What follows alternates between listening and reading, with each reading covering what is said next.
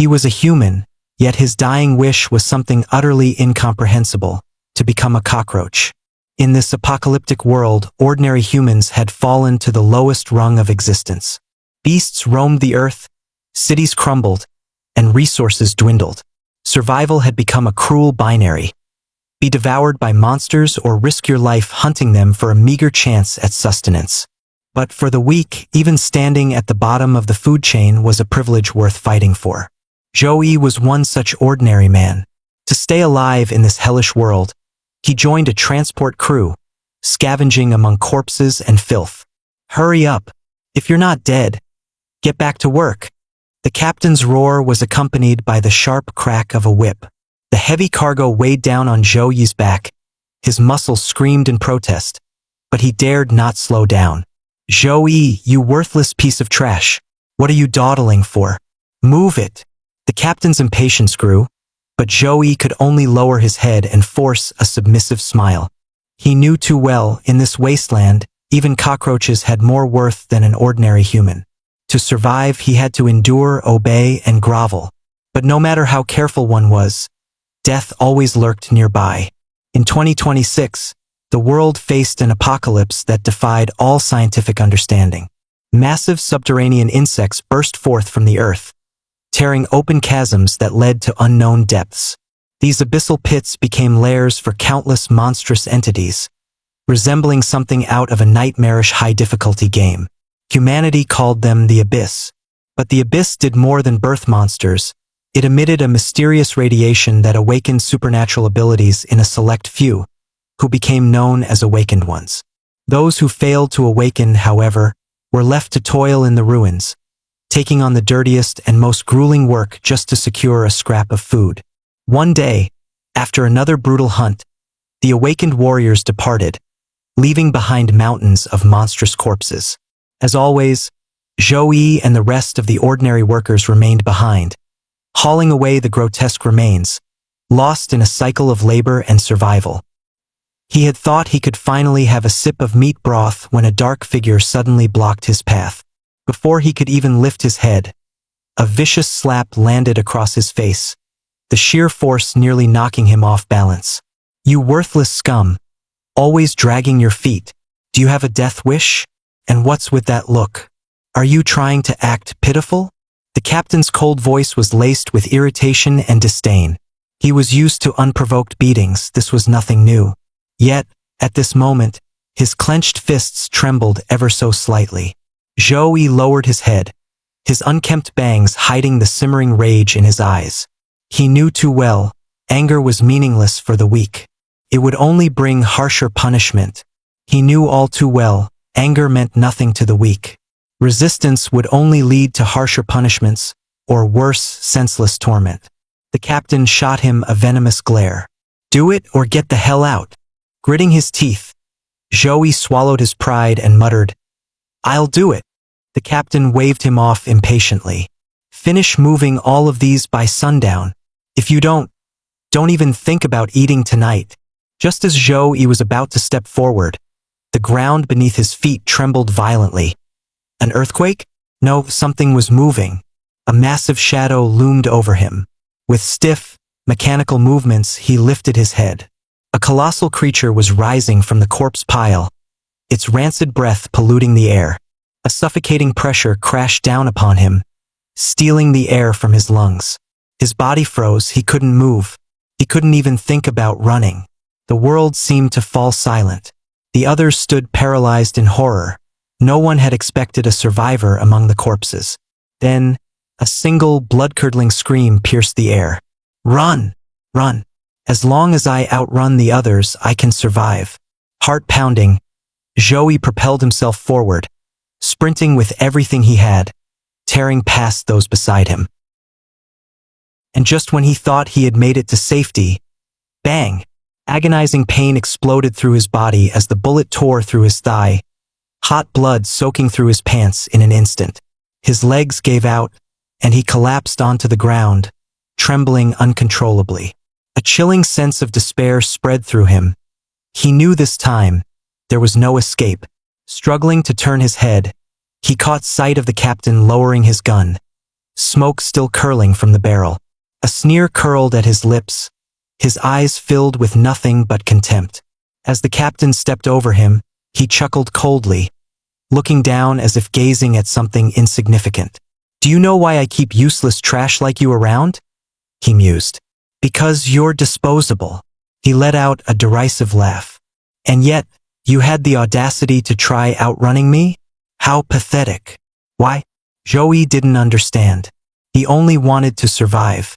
Why was even staying alive so damn hard? There was no anger in his heart anymore. No sorrow. Just an overwhelming emptiness. He finally understood. Someone like him was always meant to be discarded. A single tear traced its way down his dirt-streaked face, blurring his vision. Staring at his own blood-stained hands, he let out a self-deprecating chuckle, his voice a mere whisper. "Maybe in a world like this, only creatures like you, cockroaches, can truly thrive." They could eat anything, never needing to scavenge or fight for food. Flesh, bones, metal scraps, even the radiation from the abyss couldn't kill them. Their resilience was enviable. His eyelids grew heavy, his consciousness wavered, and in his final moments, a single thought echoed in his fading mind. "If there's a next life, let me be a cockroach." Life signs terminated. Initiating body reconstruction. Mutation evolution system activated. A cold, mechanical voice suddenly rang out in his mind, like a stone dropped into a still, lifeless abyss, stirring something new within him. Zhou Yi's body was reduced to dust in the maw of the beast, and yet his existence did not end. The system was still trying to reconstruct him. First reconstruction failed. Second reconstruction failed. 10,000th reconstruction failed. Time drifted in the void. The system continued its relentless attempts until the 1,599,999th reconstruction. Success. He didn't know how long had passed, but finally, a faint glimmer of light pierced through the darkness. In a pile of trash, a faint rustling sound echoed. Zhou Yi's consciousness slowly returned. His mind was hazy as he muttered, "Am I dead?" He raised a hand, then froze. "What the hell is this claw?" A shard of broken glass lay nearby, reflecting his image. He stared at it, eyes widening. "Am I the Monkey King? No, wait. Even monkeys don't have hands like this." And then, he finally saw it. "No way. No way. I turned into a cockroach?" He gawked at his own insect-like forelimbs, his hardened exoskeleton, and the two extra arms sprouting from his sides. The sheer absurdity of it should have sent him into a panic. But strangely, his body felt natural, even agile. The only thing that felt off was a dull pain in his upper back, like something was about to break free. He instinctively tensed his muscles. With a sharp snap, the carapace on his back split open, revealing a pair of translucent wings. Before he could even react, his body shot up into the air like an arrow. However, just as the thrill of flying started to set in, Joey crashed straight into a wall. His wings trembled violently. His body wobbled in midair for a moment before helplessly plummeting to the ground. Shaking off the dizziness, he adjusted the muscles in his back slightly and was surprised to find that his wings could move nimbly at his command. He couldn't help but sigh. "If I had known wishes before death were this effective, I should have asked to become something else." Just as he finished speaking, a golden figure suddenly appeared before him, a massive cockroach radiating an eerie glow. In a chilling voice, it spoke, "Ungrateful human, are you mocking the blessing of the cockroach god? For 5,000 years, you are the first human to ever pray for my power. I intended to bestow upon you the ultimate strength, and now you dare to regret it." Zhou Yi's heart sank as he inwardly cried out, "Damn it, this is just like a web novel coming to life." Without hesitation, he adjusted his expression, dropped to his knees, and plastered on a fawning smile. "System boss, no, dear father, I was wrong. I was completely wrong." However, the cockroach god showed no sign of forgiveness. Without a word, its golden figure flickered and vanished into the cold darkness of the alley, leaving Zhou-Yi no chance to redeem himself. In the next moment, an emotionless system notification rang in his mind. System shutdown. You have been abandoned by the cockroach god. From that day forward, Zhou-Yi's life took a drastic turn for the worse, plunging into unimaginable hardship. He spent his days shouting into the air, "System, summon system, come back." However, no matter how desperately he pleaded, there was no response, almost as if the system had never existed. Yet, amidst this torment, he stumbled upon an unexpected ability. He could actually understand the conversations between cockroaches, but this newfound skill brought him little joy, especially when he discovered the true nature of his kind's eating habits. His stomach churned in protest. Every time the other cockroaches gathered for a sumptuous feast, Zhou-Yi would shrink into a corner, terrified of witnessing something he could never unsee. After all, their so-called delicacy was the excrement of other adult cockroaches. One day, a particularly plump cockroach in the group took notice of Zhou-Yi sulking in the corner. With an enthusiastic grin, he handed over a freshly prepared meal, saying, "Bro, you gotta eat poop while it's still warm. This one's fresh out. Top quality." Zhou-Yi trembled violently, waving his hands frantically. "Stay back. I'm not hungry." However, the chubby cockroach ignored his protests and kept pushing the delicacy closer. "Come on, just take a bite. It's really fragrant. I promise it's for your own good." Finally, at his limit, Zhou-Yi swung his fist and sent the little fatty flying. "I said stay away, and can you at least back off a little before talking? That smell is killing me." But after 5 days without food, Zhou-Yi's body was reaching its breaking point. He was weak, his vision blurred. Starving to the point of delirium, he suddenly found himself thinking that the aroma wasn't entirely unbearable anymore. Deep down, he panicked. "No, I have to find food fast. If this continues, I might just sleepwalk into a pile of poop in the middle of the night." Using his human intellect, Zhou-Yi began scavenging through the trash, desperately searching for anything edible. While sealed plastic bags could block a cockroach's sense of smell, they posed no obstacle for him. Soon, he discovered an expired egg yolk pie buried under a pile of rotting garbage. The packaging was torn, and the surface of the pie had an unsettling sheen. A system notification popped up. Expired egg yolk pie detected. Approximate caloric value, 385 kilocalories. Safe to consume. At first, Zhou-Yi stared at the 3-year-old expired snack, feeling a wave of nausea rise in his stomach. But hunger was far more unbearable than disgust. His stomach growled endlessly, demanding food. In the end, he gave in and took a bite. As he chewed, he muttered to himself, "Damn, this is actually good. Humans may see it as garbage, but as a cockroach, this is a feast. Maybe this is what I was truly meant to become." By the 10th day, Zhou-Yi and the chubby cockroach were crouching together in a dark corner. He gazed up at the murky sky, contemplating the past few days. "The cockroach god still hasn't appeared. I thought life would get easier after turning into a cockroach, but reality has slapped me in the face. This isn't even a life a cockroach should have to endure." He had tried jumping off buildings, drowning himself, and even drinking pesticide, but the terrifying resilience of a cockroach's body rendered all those methods useless. The only way out was to find a natural predator and let it devour him. However, just thinking back to the time he was chewed up by that monstrous creature made his entire body tremble in fear. In the end, he gave up on that idea as well. With a deep sigh, Zhou-Yi muttered, "Forget it. If I can't die, I might as well try to live." Cockroaches were social insects. If he could gather a swarm and rise to power, becoming the cockroach king wasn't entirely impossible. Even without his cheat-like system, Zhou-Yi remained confident. "With my human wisdom, I'll make sure I thrive in this new life." From that day on, Zhou-Yi began working on winning over the hearts and minds of the cockroach colony. He turned to chubby and striking a leader-like pose, confidently said, "Chubby, I see great potential in you. You were born different. Why not join me? Stick with me, and I guarantee you'll live better than any other cockroach out there." Chubby, however, rolled his eyes without hesitation. "Yeah, right. You can't even get a fresh pile of poop to eat, and you think I'd follow you? Keep dreaming."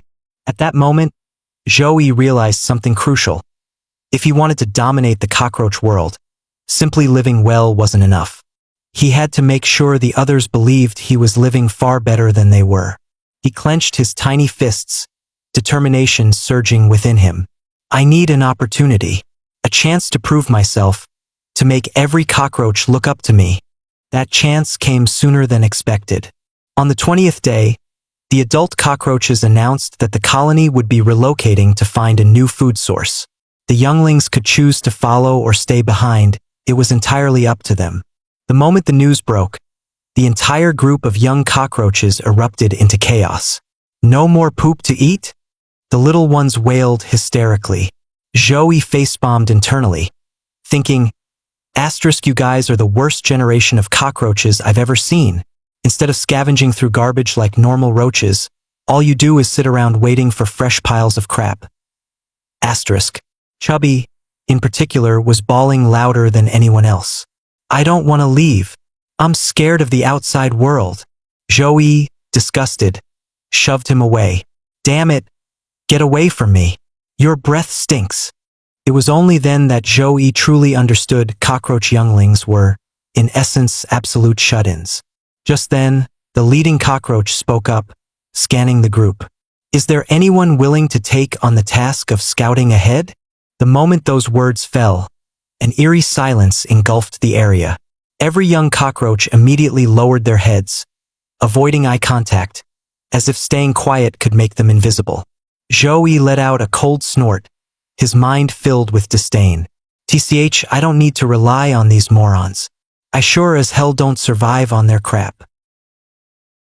But just then, after what felt like an eternity, the long-lost system notification suddenly echoed in his mind.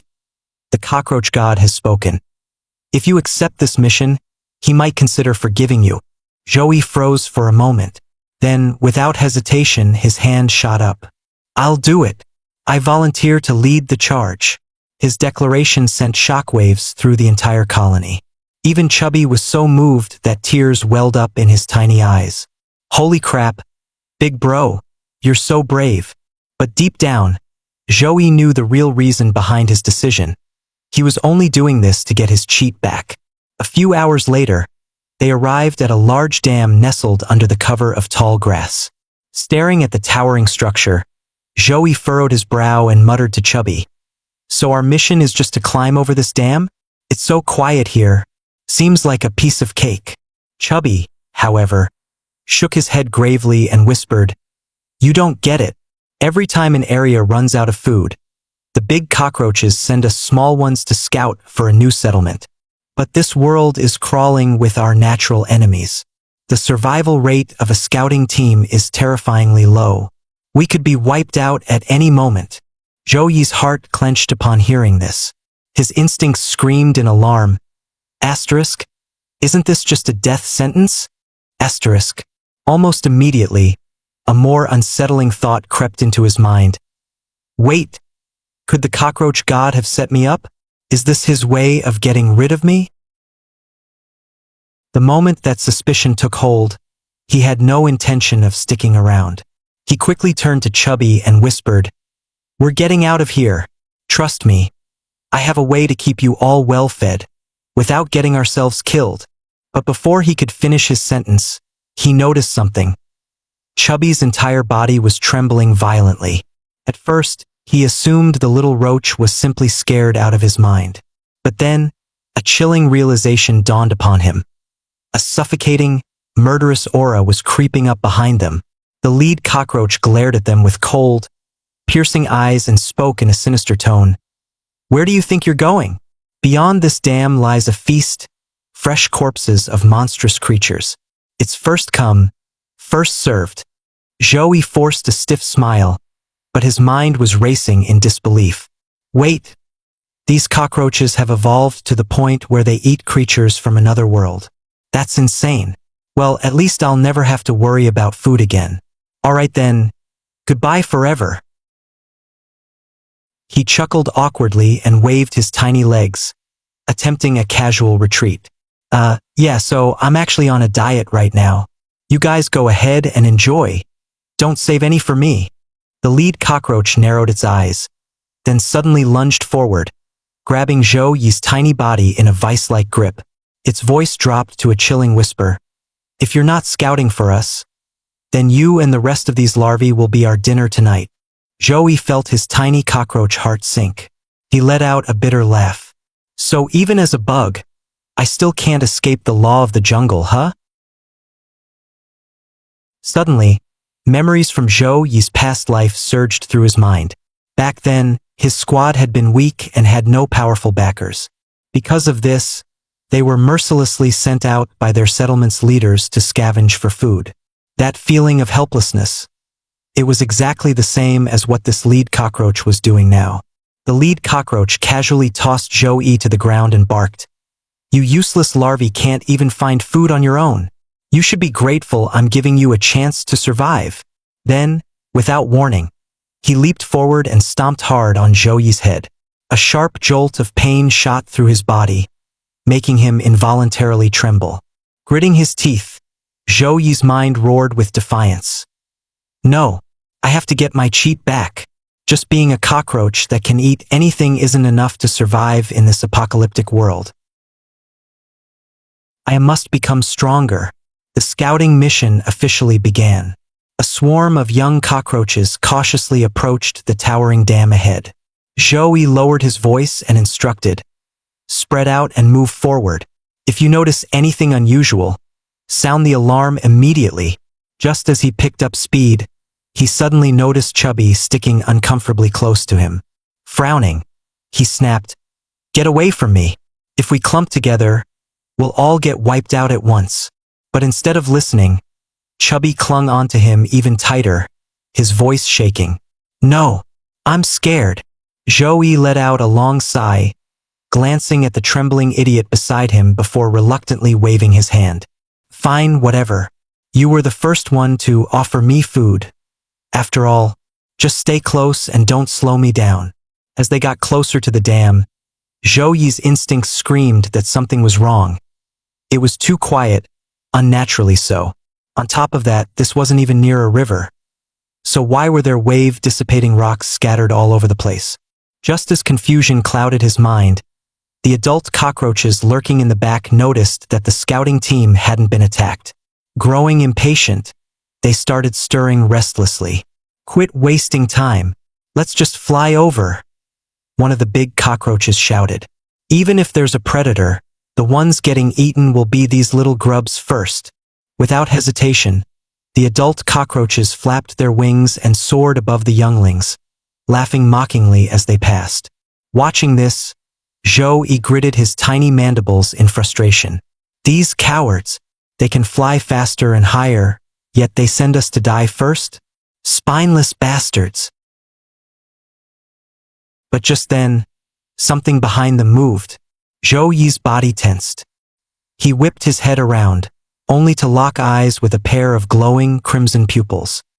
His mind blanked for a split second before reality crashed down on him. Those so-called rocks were actually mutated toads camouflaged as stones. The realization sent a wave of terror through the young cockroaches. Some screamed in panic, while others were too scared to even move. Run! Split up! Don't look back! Zhou Yi bellowed at the top of his lungs. But it was too late. Several young cockroaches failed to react in time and were instantly devoured. The mutated toads snatched them up in swift, brutal strikes. Some didn't even get the chance to scream before vanishing into those monstrous maws. Zhou Yi's eyes widened in horror, watching his kind get swallowed alive. His chest burned with helpless fury. The grotesque scene unfolding around him only made his heart sink deeper into despair. Then, out of nowhere, the system's voice suddenly echoed in his mind. Ding! Threat detected. Mutated toads. Weakness. Cannot attack beyond a 4-meter range. unable to see prey that remains completely still. Zhou Yi's eyes flashed with urgency. He instantly roared, "Don't move! Stay absolutely still. They can't see anything that isn't moving. Just stay put." Just as Zhou Yi held his breath, the cockroach god's voice echoed in his mind, laced with amusement and intrigue. "Now then, I'll give you two choices. The first option, there's a safe passage. If you abandon your fellow cockroaches, you can escape unscathed. The second option, you can save one cockroach, and they will become your most loyal subordinate." Zhou Yi's mind blanked for a second before rage surged through him.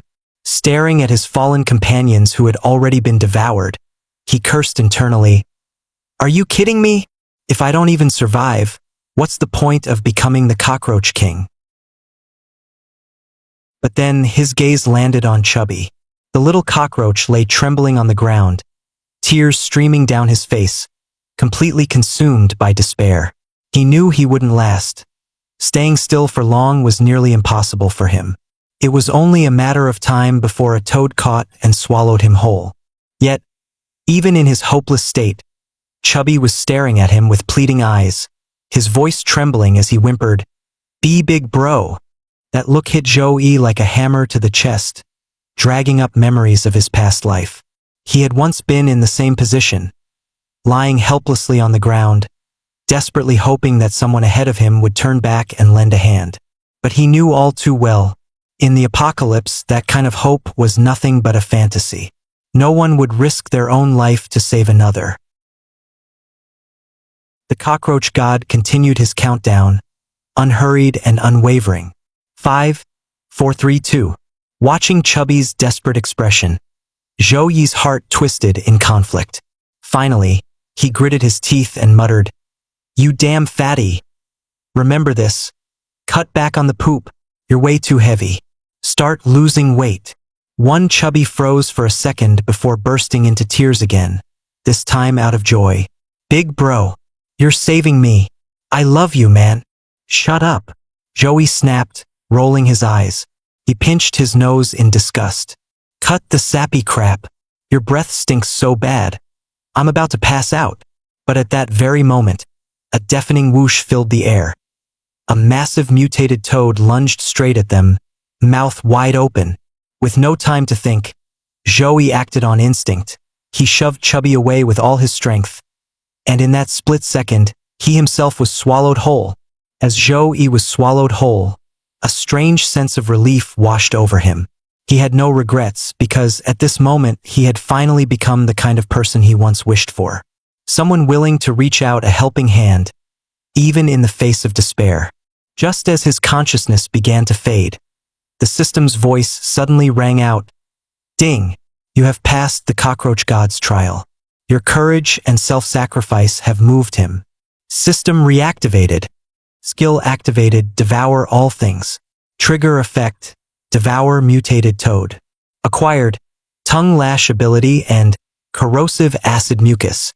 The next moment, a violent surge of energy exploded. Boom! The mutated toad's body burst apart, sending flesh, blood, and acid flying in all directions. From the grotesque remains, a figure slowly emerged. The system chimed once more, special reward, human form restoration. Zhou Yi lowered his gaze, staring at his own hands, feeling the warmth and familiarity of a human body. His chest tightened with overwhelming emotion. Muttering to himself, he declared, Zhou Yi have finally returned." His eyes burned with determination. This time, he would never allow himself to fall again. Then, the voice of the cockroach god echoed once more, carrying a rare sense of approval. "Well done, Zhou Yi. Even in the face of death, you upheld your righteousness. You are worthy of my legacy." Zhou Yi lifted his head, eyes gleaming with curiosity. "Cockroach god, since I've inherited your power, does that mean I can turn back into a cockroach anytime I want?" The cockroach god fell silent for a moment before letting out a weary sigh. "The undying little strong one. Why do you cling so tightly to the form of either human or cockroach?" Zhou Yi scratched his head, looking genuinely confused. Great God.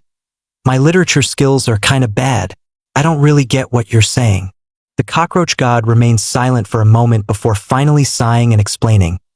What I mean is, whether you choose to be human or a cockroach, you will still possess the power of immortality. Zhou looked down at his fully restored human body, then glanced at the slightly twitching antennae on his head. He exhaled in relief, unable to hold back his excitement. So that means, I don't have to be a cockroach anymore. The cockroach god nodded approvingly. Even when faced with death, you did not abandon your comrades simply because they were insects.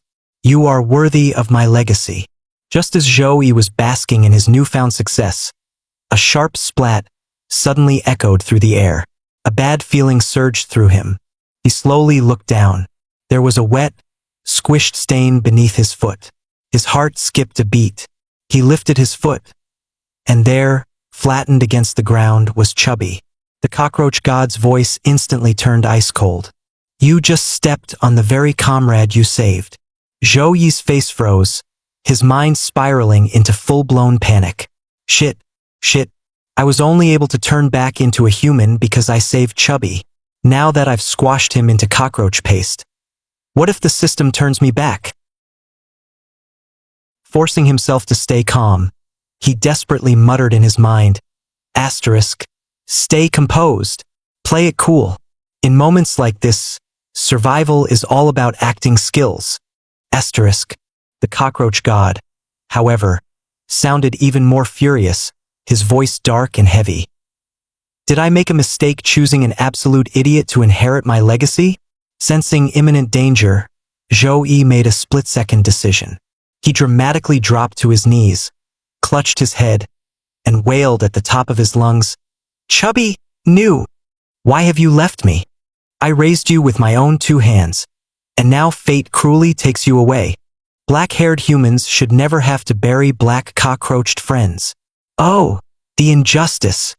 Just as Zhou was giving the performance of a lifetime, sobbing his heart out, the system's voice suddenly rang out, unhurried and indifferent. Stop crying.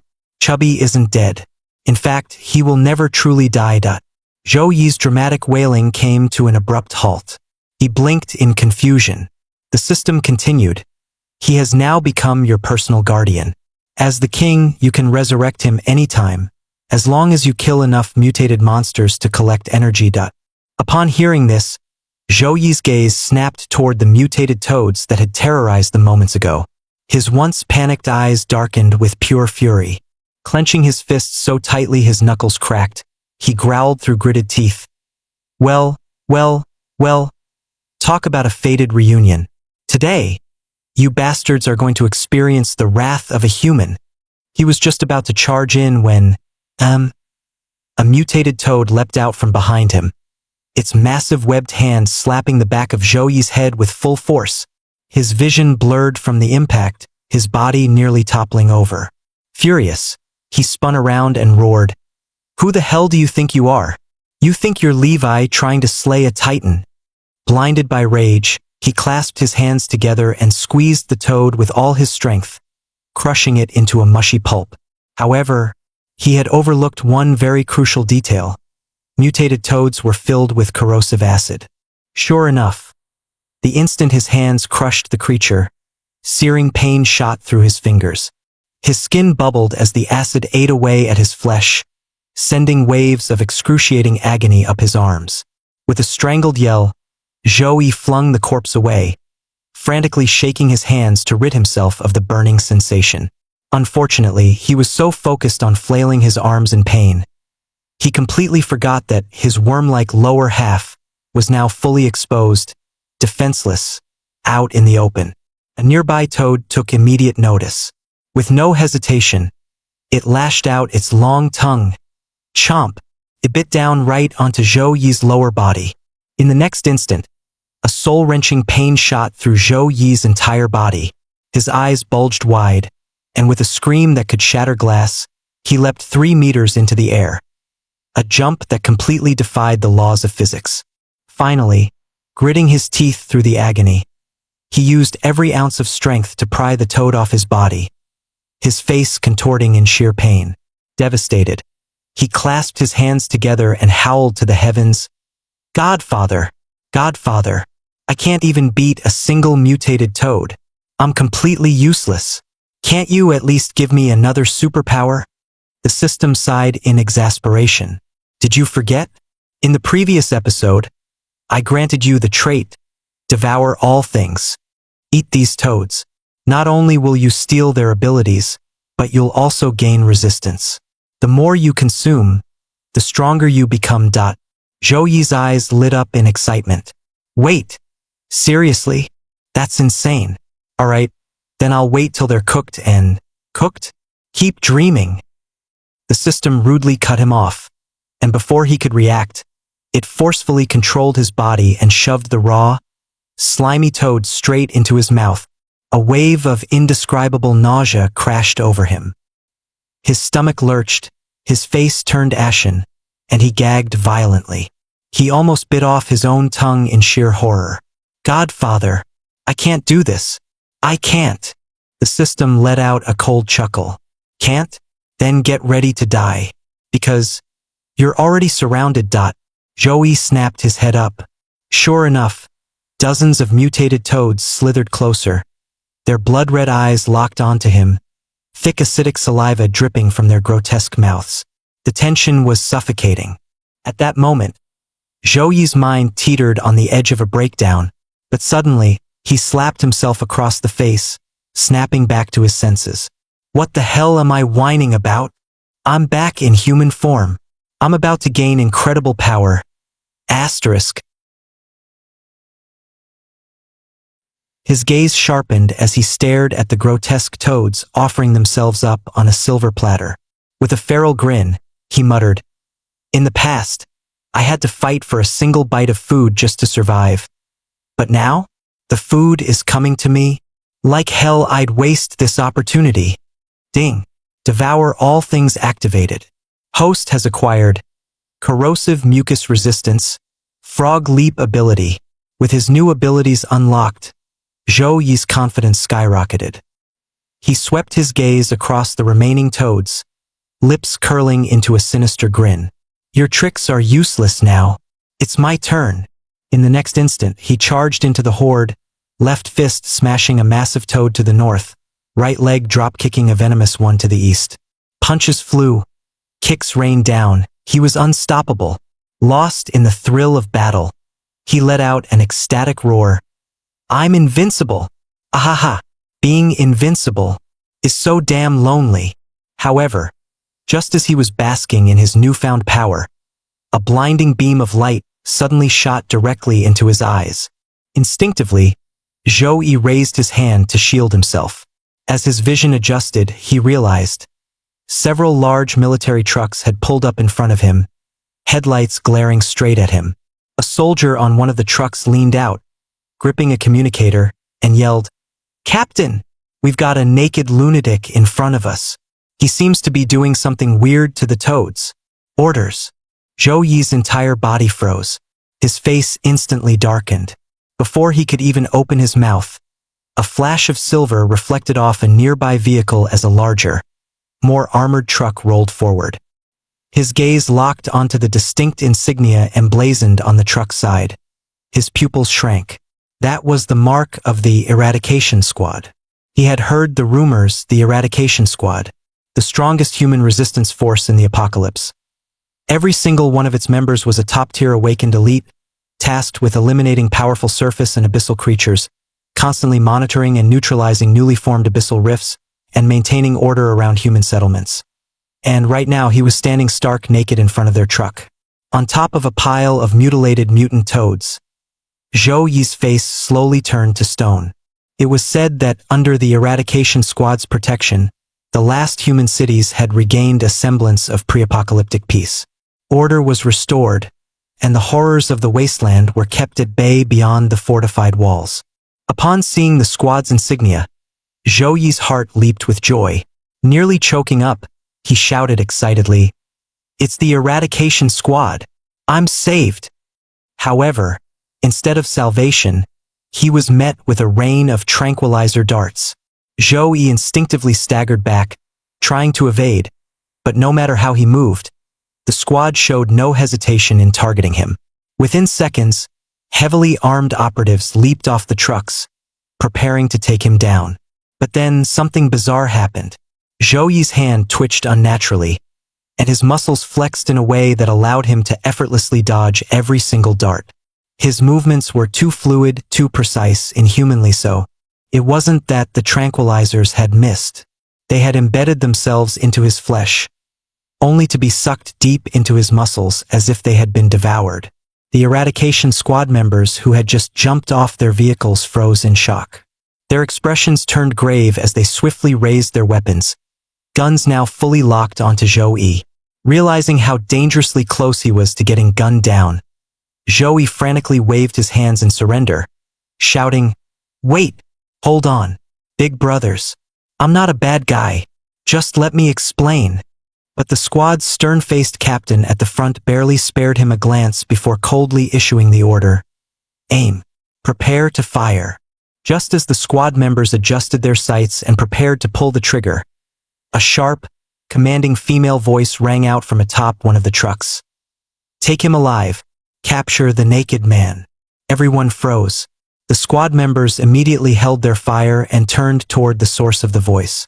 Perched on top of the truck was a young woman with an aura of absolute authority, Captain Fong of the Eradication Squad.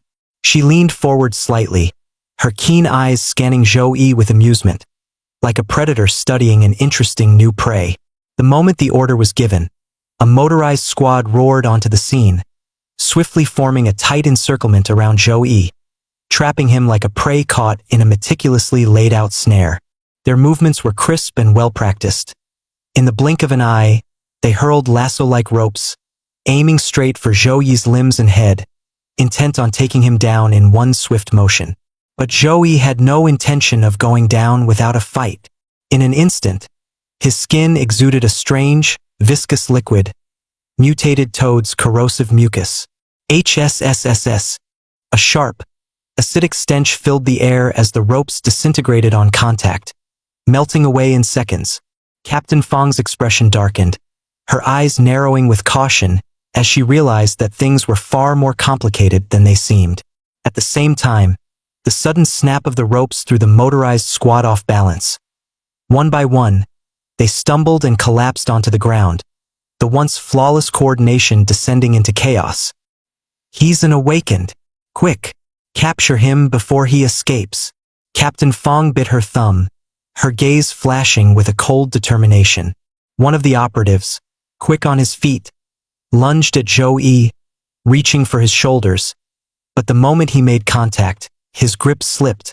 Zhou Yi's entire body was covered in a slick, slimy mucus that instantly flung the soldier backward. Worse yet, the corrosive acid burned through his armor, making him grunt in pain as he staggered back. But the eradication squad wasn't about to back down. Just as Zhou Yi was regaining his footing, a dark shadow loomed over him from above. One of the squad's members launched himself into the air, appearing directly above Zhou Yi's head before smashing down with a devastating punch. Boom! The ground beneath Zhou Yi's feet shattered into jagged cracks, sending a powerful shockwave rippling outward. Zhou Yi's heart pounded in his chest. He had completely underestimated the speed and power of these awakened soldiers. Just as he thought he had a chance to escape, another operative charged from the front, swinging a heavy metal bat straight toward his skull. A split second to react, Zhou Yi's instincts kicked in. He dropped to his knees and leaned back just in time. The bat whooshed past his face, mere millimeters from smashing his nose in, the force of the swing stirring up a gust of wind. A cold sweat trickled down Zhou Yi's spine. Had he been even a fraction of a second slower, his head would have been pulp. Meanwhile, Zhou Yi activated the mutant toad's leap ability, using its astonishing jumping power to quickly shake off the pursuing squad members. Just as he thought he had successfully escaped, he suddenly felt a tight grip on his ankle and was violently pulled to the ground.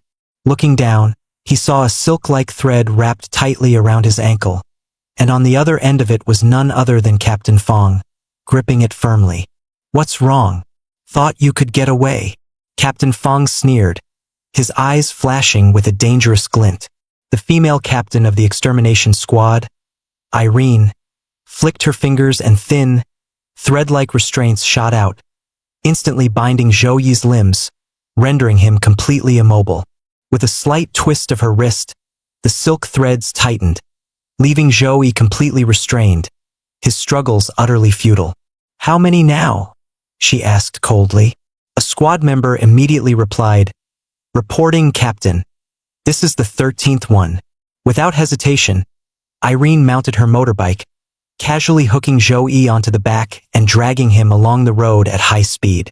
10 kilometers away, the outline of a fortress city gradually emerged, its steel walls glinting coldly under the setting sun.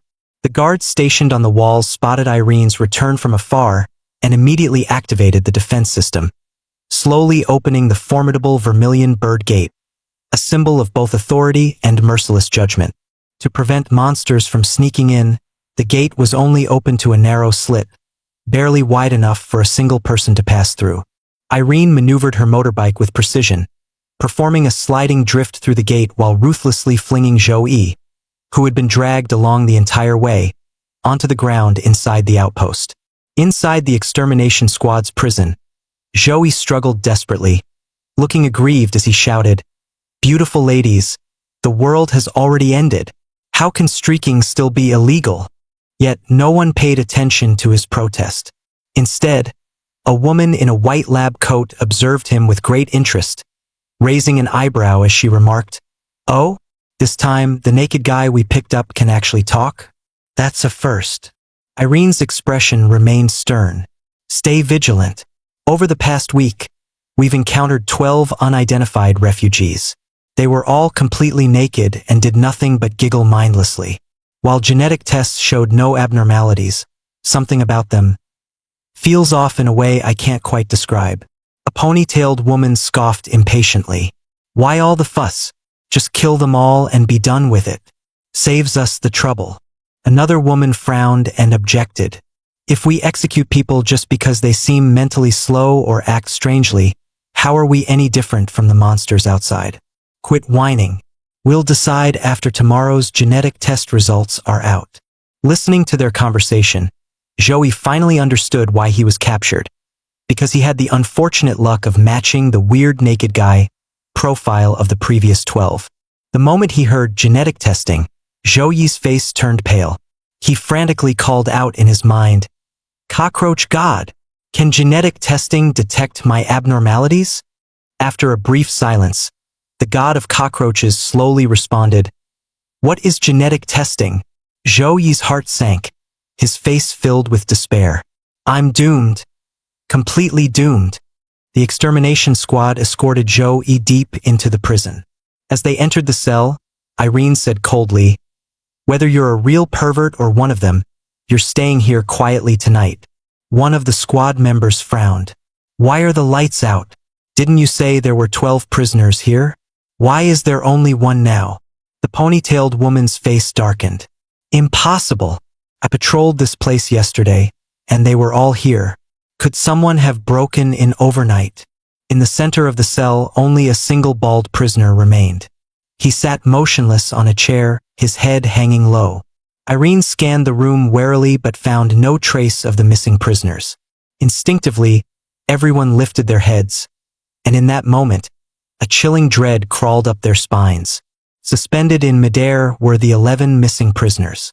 Their heads had swollen grotesquely, resembling giant balloons.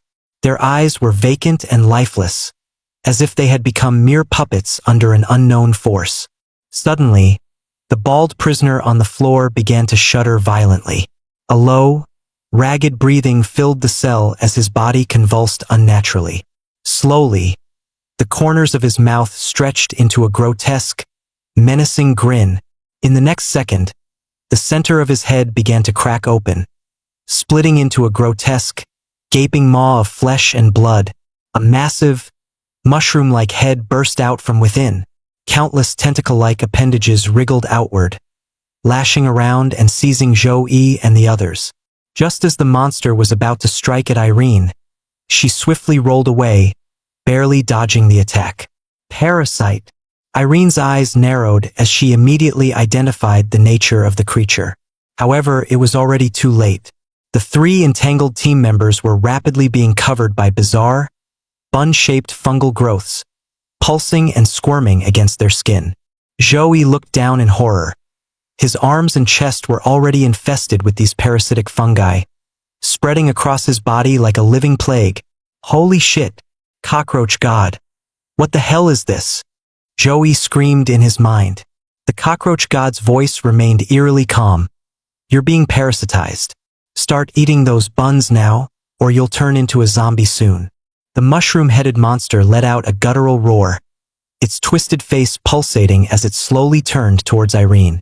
In a broken, chilling voice, it rasped, "I want your body." Irene's gaze turned icy as she stared down the creature. A new life form? Interesting. You can actually talk. Meanwhile, the two researchers who had been infected were now lifeless puppets. Their eyes were vacant, their skin a deathly gray, as they lumbered forward toward Irene. Irene skillfully flicked out her silk threads, leaping into the air to evade the monster's attack. Hovering midair, she muttered to herself, "Dealing with parasitic creatures is such a hassle.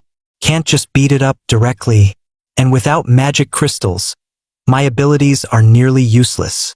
Scanning the room, her eyes landed on the surgical table in the corner.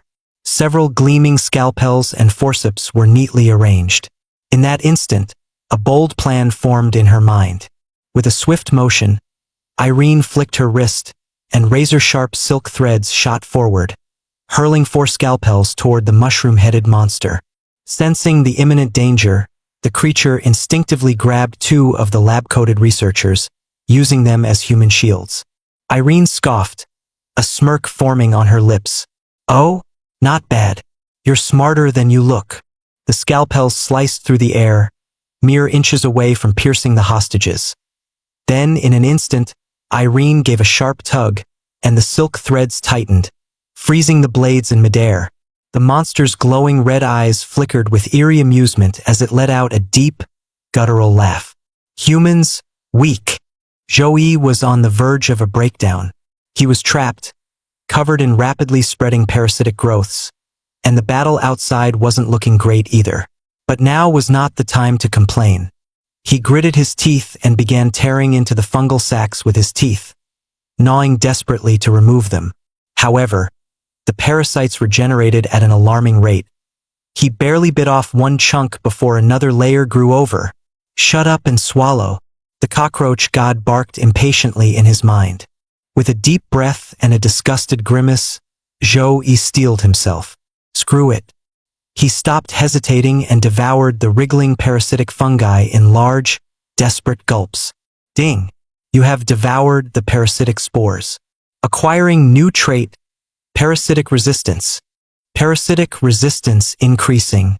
Now reaching full immunity. Parasitic resistance 10%, 35%, 46%. The resistance continued to rise steadily. Meanwhile, Irene wielded for surgical knives, her eyes ice-cold as she calmly remarked, "Who are you calling a coward? The one hiding behind human shields." The monster's gaze darkened instantly. Without hesitation, it grabbed the 2 researchers again, using them as shields. It seemed confident that this strategy would work, until the knives, just inches away from striking the hostages, suddenly veered off course. The blades curved unnaturally midair, bypassing the hostages completely, and plunged straight into the monster's flesh. A piercing, shrill scream echoed through the room as deep crimson blood gushed from the wound, splattering across the floor. Irene flicked the silk threads at her fingertips, smiling slightly. "Just as I thought. It's not strong enough to fight on its own. That's why it needs its parasitic hosts." But the next second, a horrifying change occurred. The 2 infected researchers let out the exact same agonizing scream, and identical wounds appeared on their bodies. Irene's pupils contracted sharply. A sinking feeling crept over her. She had just uncovered a crucial truth. This creature not only parasitized its hosts, but could also transfer any damage it received onto them. Even more terrifying, once the hosts bore the pain, the mushroom-headed monster would instantly recover, as if it had never been harmed. It was like some twisted life form, draining its hosts to sustain its own immortality. A troublesome ability. Irene's gaze darkened as her mind raced through possible countermeasures. If I attack the parasite, the host will suffer. But if I don't, it will keep regenerating. The only solution is to find its true body. Just then, the mushroom-headed creature's grotesque mouth slowly curled into an unsettling grin. Its fungus-covered tendril rose, pointing directly at Irene. In a distorted, fragmented whisper, it murmured, "You are infected too." Its voice was like a cursed incantation, low and twisted, carrying an ominous sense of inevitability. Irene's heart sank. She snapped her gaze downward, and in the next second, her pupils shrank. Her left arm was already covered in parasitic growth. Beneath her skin, writhing fungal tendrils spread like a living curse, crawling hungrily over her flesh. Even worse, her left hand had already lost control. It shot up violently, clamping around her own throat. The parasitic spores were devouring Irene's flesh like a swarm of ravenous mouths, hungrily tearing away at her life force. From a short distance away, the mushroom-headed creature twisted its grotesque mouth open, its voice raspy and mechanical. "You won't have a chance to remove the spores." But before it could finish speaking, Irene's body trembled. Despite the parasite's control, her hand, which was supposed to be strangling her, was slowly pulling away from her own throat. For the first time, a flicker of surprise flashed through the monster's eerie, vacant eyes. This woman was resisting its control, but Irene merely smirked, her voice calm and unwavering. "Too bad. This trick might work on others, but not on me." She raised her hand slightly, her fingertips twitching ever so slightly as fine silk-like threads shimmered in the air. "My threads don't just control my enemies. They control me as well." As soon as she finished speaking, the threads tightened abruptly. Without hesitation, she manipulated them to seize a surgical knife from the nearby table. A flash of silver, a sharp glint, and in one swift motion, the blade sliced through her own skin, carving out the parasitic growth in a spray of crimson. Blood trickled down Irene's hand, staining her gloves a deep crimson. Yet, she paid no mind, her lips curling into a mocking smirk. "Handled." The mushroom-headed creature tilted its head slightly, seemingly unfazed. In its slow, mechanical voice, it spoke, "Correct. But if this happens a few more times, you will bleed too much, lose the ability to fight." It slowly raised its hand once more, placing the two lab-coated women in front of itself like human shields. Its eerie, malicious smile made its intentions crystal clear. It wanted to drag this fight out. Irene let out a cold chuckle, her smirk deepening. "Relax. Until I kill you, even if you beg me on your knees, I won't leave." Meanwhile, hanging midair by silk threads, Joey was discreetly working on his restraints, using his nails to pry at the cuff's locking mechanism. He held his breath, making the smallest possible movements to avoid drawing attention. But his efforts were futile. The mushroom-headed monster's lifeless eyes slowly shifted toward him, its voice laced with eerie curiosity. "Unable to be controlled? Then you must die." In an instant, the creature lashed out its tentacles. Dark, whip-like appendages shot forth with terrifying speed, honed straight for Zhou Yi's heart like venomous serpents. Zhou Yi's body tensed as a chilling realization dawned upon him. Shit, there's no way to dodge. His pupils shrank as the impending touch of death gripped his senses. But just as the lethal tendrils were about to pierce through him, a silver light burst forth. Countless silken threads shot through the air like a raging tempest, coiling around Zhou Yi's waist. In the blink of an eye, he was yanked backward, narrowly escaping instant death. However, an unexpected mishap occurred. Due to excessive momentum, Zhou Yi's body slid uncontrollably, diving straight under Irene's skirt. The air turned deathly still. For 2 seconds, silence reigned. Then, Irene's face darkened, her gaze cold and terrifying. Without hesitation, she grabbed Zhou Yi by the collar and lifted him up, her eyes burning with fury. "You're not working with the mushroom head?" Guess you're just a filthy pervert. Zhou frantically waved his hands in protest, his expression one of sheer panic. Big sis, I swear I'm innocent. I've been trying to explain this whole time. You guys just wouldn't believe me. Irene took a deep breath, forcibly suppressing her rage. She had no time to waste on trivial matters. Instead, she shifted gears, her expression turning serious. Forget it. Since that creature can't infect you, we have two choices. Raising two fingers, she continued, her voice eerily calm. 1, we die together here. 2, I hold off the monster while you escape to warn others. Just remember to dance on my grave afterward. Zhou paused at her words, momentarily stunned. He looked down at his arm, now covered in creeping fungal growths, then up at Irene, her stance unyielding like steel. Resolutely, he took a step forward, placing himself in front of her. His voice was firm. No, I choose a third option. Irene frowned slightly, curiosity flickering in her eyes. A third option? A smirk tugged at the corner of Zhou's lips, his tone carrying an unshakable confidence. Simple. We team up and blast that ugly mushroom to hell. Irene blinked in surprise before an amused chuckle escaped her lips. Her gaze flickered with a mix of intrigue and admiration. Mind telling me why you suddenly decided to get yourself killed? However, in Zhou's mind, images of his past life surfaced. The moment when he was abandoned by his teammates, left to face the monsters alone. He clenched his fists, gritting his teeth, and said in a low, determined voice, because I despise those who abandon their teammates when facing monsters. Those people are worse than monsters. Irene was momentarily stunned. She stared at him with a complicated expression, but in her mind, she was silently thinking, is this guy an idiot? But in reality, Zhou had already made his calculations. The system had given him a critical piece of information. This monster's true body is weak. As long as one is immune to parasitism, it's practically defenseless. Knowing this, excitement surged through his heart. If I win this battle, I'll secure a safe haven under the protection of the execution squad. However, the mushroom-headed creature seemed to have understood their conversation. It cracked a sinister grin and sneered, humans? Even in battle, you're still trying to impress the opposite sex. Truly inferior beings. With that, it suddenly swung both hands, countless snake-like tentacles shooting out with deadly precision, their razor-sharp tips gleaming coldly, ready to tear them apart. The battle was about to begin. Seeing the attack, Zhou wasted no time and shouted, aren't you able to control bodies?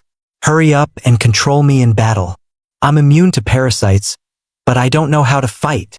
Irene's eyes flickered for a moment before her fingers moved slightly. In an instant, her spider silk wrapped around Zhou's limbs and head, locking his body under her precise control. Just so you know, I'm not responsible if you get hurt. Her voice was calm, yet her hands moved with deadly precision. Zhou remained silent, letting Irene take full control of his actions. He had bet everything on this fight. Under Irene's control, Zhou's body moved at an almost impossible angle, like a phantom, slipping past the snake-like tentacles and forcefully clearing a path forward. Meanwhile, the mushroom-headed creature smirked and suddenly shoved the two parasitized hostages forward, using them as living shields between itself and Zhou. You can barely dodge my tentacles. How do you plan to break through my combat puppets? It taunted, as if the game had already been won. However, Irene merely let out a cold chuckle, her fingers moving ever so slightly. Zhou's body instantly leaped into the air, soaring like a perfectly controlled hawk, flipping effortlessly over the first hostage's head. As he landed, he abruptly crouched down, darting under the second hostage's legs at lightning speed, moving as fluidly as a snake weaving through obstacles.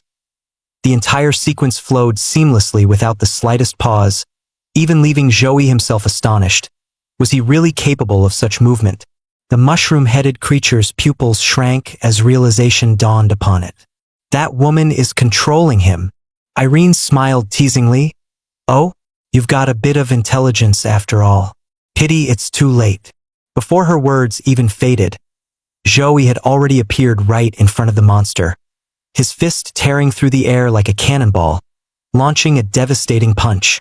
Yet, in the final moment, the mushroom-headed creature's countless tentacles wove together, forming a thick, fleshy wall, stacked like an impenetrable fortress, blocking the attack completely.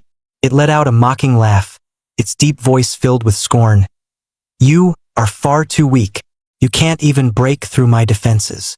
Before the creature could finish speaking, Zhou-Yi suddenly activated two abilities, elastic muscles and corrosive mucus.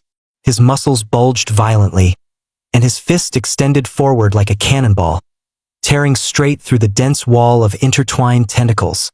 The wind pressure of his punch, laced with corrosive mucus, shot directly at the mushroom-headed creature's chest. The monster spewed out a thick, green liquid, its body trembling violently as the wound on its chest began to rot away under the relentless corrosion. Irene, observing from the side, couldn't hide her surprise. He was hiding this kind of power all along? Just what kind of person is he? But the true terror wasn't in Irene's reaction, but in what the mushroom-headed creature saw on itself. It looked down, only to find that the area hit by the punch was being consumed by the corrosive mucus, the flesh melting away without any signs of healing. Its expression darkened, and its voice turned eerie and cold. "You cannot kill me. I can still transfer the damage." Yet, the moment it activated its ability, its smugness turned to horror, because the wound was still there. What? Impossible? The creature snapped its gaze toward the two hostages behind it, but to its shock, the parasitic fungus had completely disappeared from their bodies. It froze in disbelief. Irene stepped forward, casually holding a crushed parasitic spore in her hand, a smirk curling on her lips. "Sorry, but I already extracted your little parasites." With a soft squeeze, the spore in her hand burst apart with a sickening squelch, dissolving into a pool of disgusting, rotting mucus that dripped onto the ground. Irene chuckled, her voice laced with mockery. "I'm really looking forward to dissecting you. I wonder what your insides look like." The mushroom-headed creature didn't respond. It simply stared at her blankly, as if lost in thought. The next second, bang, bang, bang, bang. The floating balloon heads in the air suddenly trembled violently. Then, one by one, they began to explode. Boom! Chunks of flesh and shattered tissue burst apart, transforming into a crimson mist, as thick, gushing blood surged madly into the mushroom-headed creature's body. The entire prison was instantly engulfed in the bloody mist, the stench of iron and rot saturating the air, making it almost unbearable to breathe. Zhou-Yi and Irene instinctively looked up, only to witness the mushroom-headed monster's body undergoing a grotesque transformation. Its skin split open, chunks of flesh writhed, and its bones cracked with a sickening sound as it grotesquely reshaped itself into something even more horrifying. "Damn it! It's evolving!" Irene's expression tensed as her fingers instinctively coiled around her weapons. The creature's flesh swelled uncontrollably, its writhing tendrils multiplying at an alarming rate. An overwhelming sense of oppression filled the chamber, as if the very air had been swallowed by its terrifying presence. As the bloody mist gradually dispersed, what emerged before them was no longer just a parasite. It was a monstrous, rotting behemoth. Its entire form exuded a foul, putrid stench. Its size nearly tripled, and its countless writhing tendrils resembled the grasping claws of a nightmare. Scarlet, bloodshot eyes covered its grotesque body, each unblinking orb fixed solely on them. The real battle was only just beginning. Observing their tense expressions, the mutated creature let out a guttural, sinister chuckle. "Ha ha ha! This is the first time humans have seen me like this. I hope you don't disappoint me." Before the words even fully left its mouth, a massive, bloodied fist shot toward Irene with explosive force.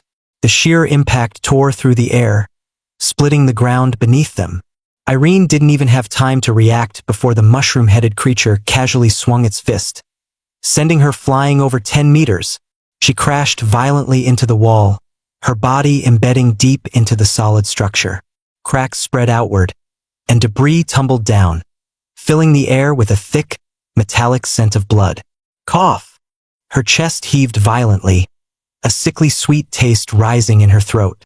She gritted her teeth, forcefully swallowing it down. Her mind reeled in shock. This thing, its strength has completely surpassed its previous state. This isn't just an evolution. It's on an entirely different level. Before she could even formulate a plan, a crimson claw sliced through the air at terrifying speed, aiming straight for her head. Bang! The mushroom-headed creature grabbed Irene's skull, dragging her face across the wall with brutal force. A deep, bloody trail, 5 to 6 meters long, was carved into the solid surface, leaving streaks of crimson in its wake. Then, without hesitation, it raised its fist high and smashed it down, burying Irene into the ground. The impact was so great that the floor shattered, forming a half-meter deep crater. Ha ha! Irene's body trembled violently, her vision swimming in red. Her consciousness wavered, and even lifting a finger felt impossible. At that moment, the mushroom-headed beast slowly turned its grotesque head. Its twisted, bloodthirsty grin stretched unnaturally wide as its bloodshot eyes locked onto Zhou-Yi. It licked its cracked lips, its voice a guttural rasp. "It was you, wasn't it, who hit me?" Zhou-Yi felt an ice-cold chill rush down his spine, freezing him to the core. His instincts screamed at him to run, but his body refused to move. Forcing himself to remain calm, his mind raced frantically, desperately searching for a way to survive. However, before Zhou-Yi could even think of a countermeasure, the mushroom-headed monster had already appeared right in front of him.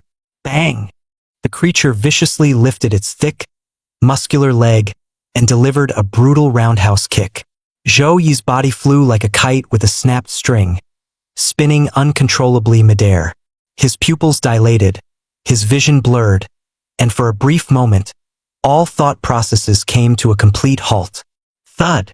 His body crashed heavily into the ground, the impact sending shockwaves through the earth. A crimson spray of blood splattered in all directions. His limbs were twisted at unnatural angles, his body twitching in agony. His breathing became shallow. He was on the verge of death, a single breath away from his life slipping away. Warning: full-body skeletal fractures detected. Severe internal organ damage. Life functions critical. Detecting fatal injuries. Undying trait activated. Initiating rapid regeneration. Within mere seconds, Zhou-Yi's cells accelerated their repair process.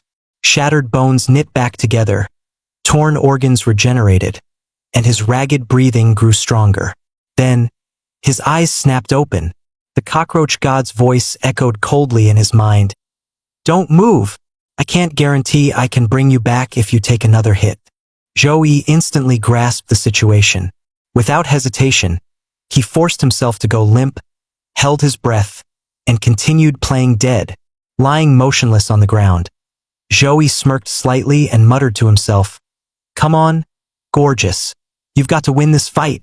The mushroom-headed monster sneered at Zhou-Yi's limp body, completely devoid of movement, not even the slightest twitch. Too weak. Far too weak. It lost interest in the so-called corpse and was about to deal with Aileen when, suddenly, a sharp sense of danger surged within its mind. It snapped its head around, only to see Aileen, who had somehow already moved behind it, launching a surprise attack. But the monster merely scoffed, as if it had anticipated this move all along. In a blink, it lashed out with a tendril and effortlessly caught Aileen by her slender leg. Bang! In the next instant, it slammed her into the ground with brutal force. And then again, bang, bang, bang, bang, bang. Over and over, like a rag doll, she was pounded into the concrete floor, leaving deep craters behind with each impact. As the final, devastating slam landed, Aileen lay motionless, blood trickling from her lips, her breath ragged and weak. Yet, the mushroom-headed monster still didn't seem satisfied. It smirked cruelly. Is that all you've got? Then, with another powerful swing, it hurled Aileen toward the ceiling. Before she could even react, bang! A massive tendril shot out, striking her midair like a baseball bat smashing a home run. Her body rocketed through the air and crashed into the very chair that had once imprisoned the monster. A heavy, bone-crunching impact echoed throughout the prison, followed by the sickening sound of her body slamming onto the ground. Her long legs were now completely shattered, twisted in unnatural angles, blood pooling beneath her as she lay motionless, completely incapacitated. At this moment, Eileen's body was almost completely wrecked. Only her two arms could still move, albeit barely. Her consciousness wavered, crimson blood dripping from the corner of her lips, pooling onto the floor in a dark, ominous stain. Joey stared at the scene before him, a bone-chilling despair creeping into his heart. Even the vice-captain of the hunters can't defeat this thing. Who else could possibly save us now? Just then, a weak voice broke through the silence. Hey! Joey snapped his head around and saw a woman in a white lab coat struggling to extend her trembling hand, her fingers barely keeping their grasp. Slowly, her palm opened, revealing a blood-red gemstone that emitted a faint, eerie glow. Her voice was so weak it was nearly inaudible. Give it to Vice Captain Aileen. Let her unleash her power. Yet, staring at the monstrous, evolved blood sea beast ahead, Joey felt himself sinking into utter hopelessness. How am I supposed to get this stone to her? Just then, the voice of the roach god resonated in his mind, ever calm and detached. If you fully utilize the muscle expansion ability and charge forward, you may find a gap in its attacks. According to my calculations, your highest possible success rate is 10%. Joey was instantly furious. 10%. That's basically suicide. 10% chance of survival or 100% chance of death. Pick one. The roach god replied flatly, completely devoid of emotion. Joey fell silent. He knew he had no other choice. In the end, he gritted his teeth and activated the muscle expansion trait without hesitation. His leg muscles swelled instantly, propelling him forward with explosive force. He shot out like an arrow his target, Aileen. At the same time, the mushroom-headed monster sensed the movement behind it. Its crimson pupils contracted sharply, and its massive body slowly turned toward Joey, a bloodthirsty grin forming on its face. The monster's reaction speed is faster than predicted. Success rate has dropped to 5%. The roach god's detached voice echoed in Joey's mind. Gritting his teeth, Joey ignored everything else. He had no time to think. He pushed himself to the limit, launching into a full-speed sprint before leaping straight toward Aileen. Success rate now at 1%. The roach god announced again. Aileen was right there. Just a little more. But then, slam! A monstrous claw shot out like a mountain descending from the sky, catching Joey's leg in an iron grip. Damn it! Joey's heart sank as he was violently yanked down by an overwhelming force. The roach god's voice remained cold and mechanical. Success rate has dropped to 0%. Bang! The mushroom-headed monster raised its enormous foot high, a cruel grin flashing in its eyes as it slammed it down toward Joey's skull. It's over, it murmured.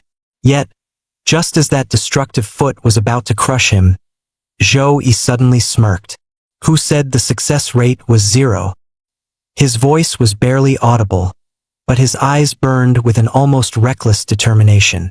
This position is my last chance. With a sudden burst of strength, he hurled a glowing magic crystal with all his might. Swish! The crystal sliced through the air like a meteor, flying straight toward Aileen. At the same time, the mushroom-headed monster's massive foot came crashing down. Boom! The ground instantly shattered, sending dust and debris flying in all directions as the impact shook the entire prison like an earthquake. Dead yet, the monster exhaled, peering down with cold indifference. However, what it had stomped on wasn't flesh and bone, but a thick, sticky web. Spider silk? That woman! The monster's pupils shrank as a chilling realization struck it. A twisted, eerie sound echoed as Aileen slowly stood up. Though her legs were broken, they were tightly bound at the joints by spider silk, forcefully supporting her body and restoring her mobility. You were willing to risk your life just to hand me the magic crystal. Aileen caught the crystal, the corners of her lips curling into a chilling smile. I'm truly touched. Before her words even faded, she suddenly swung her hand, unleashing countless strands of spider silk, far tougher than before, instantly binding Mushroom Head's entire body. Fall down. Eileen's arms tensed as she forcefully yanked the silk back. Boom! Mushroom Head's massive body lost balance instantly, crashing to the ground with a thunderous impact, shaking the earth beneath them. She gave it no chance to recover. A crimson spider blade formed on her right arm, sharp as a scythe, slicing through the air as she swung it fiercely toward Mushroom Head's head. Die Monster! But Aileen froze. The spider blade couldn't cut through the creature's skin. What? Her eyes widened in shock. Mushroom Head stared at her coldly, a mocking smirk playing at its lips as it sneered. A human who wields our power is still far too weak. Mushroom Head suddenly extended its claws, grabbing Eileen's prized blood blade and snapping it with a sharp crack. What? Aileen stared in shock at her broken weapon, but she had no time to react. In the next moment, Mushroom Head gripped her neck with one hand, lifting her high into the air as her body struggled helplessly. Its other claw slowly morphed into a sharp, blood-red spear, which violently pierced through Eileen's body. Witnessing this scene, Joey collapsed to his knees, a deep despair engulfing him as he believed all was lost. However, just as Mushroom Head was about to finish off Aileen, whoosh! A towering figure flashed across the battlefield like lightning, snatching Aileen from Mushroom Head's grasp and slicing off its arms in a single stroke. Joey looked over in shock, only to see the man standing silently, holding Aileen in his arms without saying a word. At the same time, the reinforcements from the extermination squad finally arrived. 10th Squad Captain Haley, 2nd Squad Captain Pharaoh, and Supreme Commander Cory Virion. The atmosphere on the battlefield shifted subtly in an instant. Haley immediately rushed to the fallen team members, swiftly assessing their injuries. Upon seeing the state of Aileen and the other researchers, her expression darkened. Internal organs, bones, muscles, all shattered beyond recognition. I need to start treatment immediately. Without hesitation, she pulled out a green magic crystal, preparing to activate her healing ability. At that moment, Pharaoh, the 2nd Squad captain standing at the front, spoke calmly. Don't worry. No monster will ever break through my defense and harm you. Supreme Commander Cory Virion cracked his knuckles, a smirk playing on his lips. Guess I'll have some fun with this monster. Pretty rare to find one that can actually talk. Aileen weakly opened her eyes, her voice trembling as she struggled to warn him. Commander, this monster is different. Please be careful. Virion glanced back, giving a thumbs up with a carefree grin. Relax, relax. I'm pretty special too. His nonchalant attitude finally pushed Haley over the edge. She shot them a cold glare, her voice laced with irritation. Can you two shut up? I need silence to heal them. Without wasting another word, she activated the power of the green magic crystal. Energy surged through her body, and in an instant, vibrant green flowers bloomed at the heart of the battlefield, gently wrapping around the injured researchers. Seeing this, Pharaoh gently placed Aileen into the healing flowers, allowing the warm, restorative energy to seep into her body and mend her wounds. However, Aileen wasn't the only one being healed. Joey was too. Whoa! This feeling. It was Joey's first time lying within the healing flowers. The gentle energy flowed into his body like a warm spring bath, so relaxing that he felt himself drifting into sleep. But just as he was about to fully surrender to slumber, HK, the god of cockroaches, suddenly injected him with a dose of adrenaline. A sharp, searing pain jolted through him, snapping him awake in an instant, his entire body bristling in shock. Haley frowned slightly, glancing at Joey. What's going on? This treatment isn't supposed to hurt. However, the god of cockroaches showed no remorse. Instead, he spoke matter-of-factly. Kid, you're seriously lucky. Open your eyes and witness the pinnacle of power in this era. Meanwhile, Supreme Commander Virion strode toward the mushroom head creature. His gaze calm and indifferent, as if the bloodthirsty beast before him was nothing more than an insignificant nuisance. Since you understand human speech, how about a little chat? He said casually, his tone relaxed, even tinged with amusement. However, the mushroom head creature refused without hesitation, its voice chilling. We do not converse with food. Just then, something strange happened to the nearby wall. The group instinctively turned, only to see crimson blood seeping from the cracks. At first, it was just a few droplets, but soon, the blood began to flow, rapidly spreading across the surface. Before long, the flowing blood twisted and solidified, taking shape. One by one, grotesque monsters emerged, their forms eerily similar to Mushroom Head. I have devoured every one of my imprisoned kin. The mushroom head creature slowly spread its arms, as if welcoming some impending force, its voice deep and fanatical. And all of you will die here. Boom! Before the words had even settled, the newly born monsters let out piercing screeches and lunged at the group. A blood-soaked battle was about to begin. The spore monster unleashed its power frantically, spawning a massive horde of blood fiends that surged forward like a tidal wave, rushing toward the two captains who were tending to the wounded. At that moment, Joey hid within a cluster of flowers, his face filled with shock as he witnessed the scene before him. Above, below, all around him, monsters swarmed like an endless abyss, devouring everything in their path. Yet, faced with this overwhelming army, Second Squad Captain Philo remained unfazed. He simply lifted his right arm and swung it downward with force. Boom! A terrifying gust of wind erupted like an invisible blade, sweeping across the battlefield in an instant. The charging blood fiends were shredded to pieces, reduced to nothing but dust. Even after annihilating the monsters, the gale did not dissipate. Instead, it spiraled around the battlefield, forming an impenetrable wind barrier. Any monster that so much as touched the barrier was instantly liquefied into blood, erased before it could even let out a scream. Philo glanced across the battlefield, a faint smirk appearing on his lips. Then, he turned to Captain Haley of the 10th Squad and remarked coolly, I can hold off the monsters, but the stench of blood, you'll just have to deal with it. Haley raised an eyebrow slightly, a flicker of disdain crossing her face as she scoffed. Humph, I'll let it slide, you weakling. Hidden in the shadows, Joey watched the entire scene unfold, his heart pounding with disbelief. So this is the power of a captain? This is absolutely terrifying. However, the battle was far from over. On the other side, the spore monster, assuming its monstrous army had successfully stalled the two captains, began frantically absorbing the surrounding blood, seeking further evolution.